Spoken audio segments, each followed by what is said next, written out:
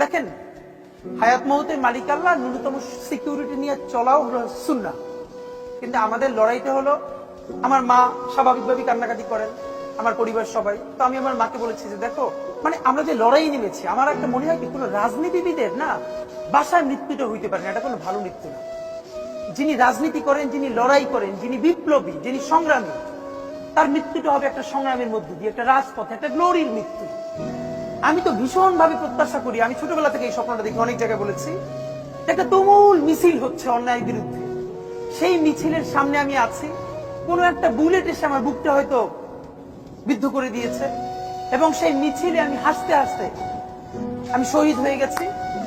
এবং সবাই যখন মৃত্যুটাকে ভীষণ ভয় পায়, আমি তখন হাসতে হাসতে আল্লাহর কাছে ভীষণ সন্তুষ্টি নিয়ে পৌঁছতে চাই যে আমি একটা ন্যূনতম ওই জীবনটা লিড করতে পারলাম, যে আমি একটা ইনসাফের হাসি নিয়ে আমি আমার আল্লাহর কাছে পৌঁছতে চাই।